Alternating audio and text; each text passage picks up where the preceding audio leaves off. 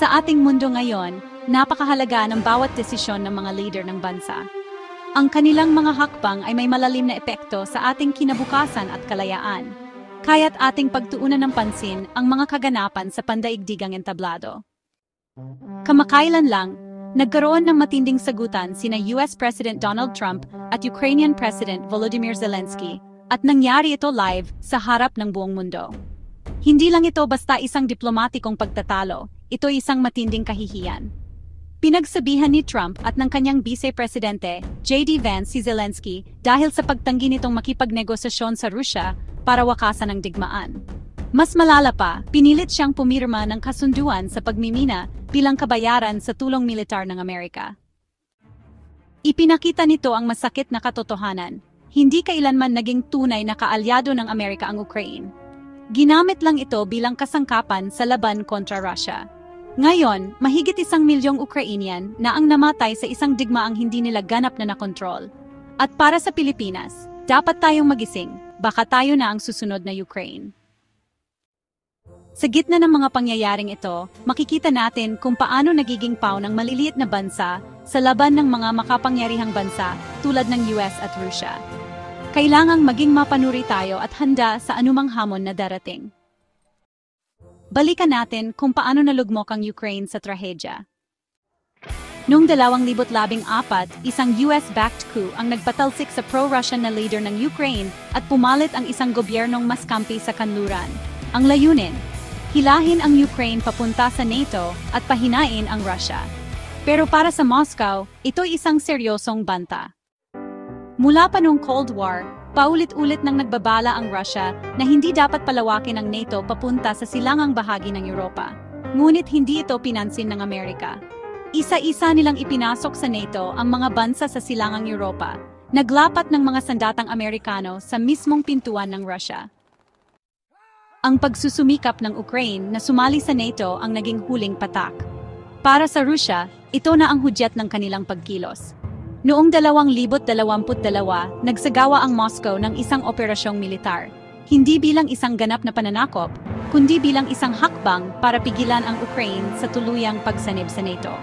Ngayon, ilang taon na ang lumipas.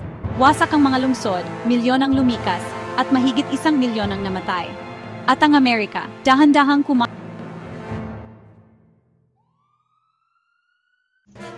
Ngayon, tingnan natin ang Pilipinas. Napakakahawig ng ating sitwasyon sa Ukraine. Sa pamamagitan ng IDSA o Enhanced Defense Cooperation Agreement, pinalawak ng Amerika ang presensya ng kanilang tropa sa ating bansa. Ang mga IDA sites ay estratehikong lokasyon na maaring gamitin sa isang digmaan sa pagitan ng Estados Unidos at China, lalo na kung sumiklab ang gulo sa Taiwan.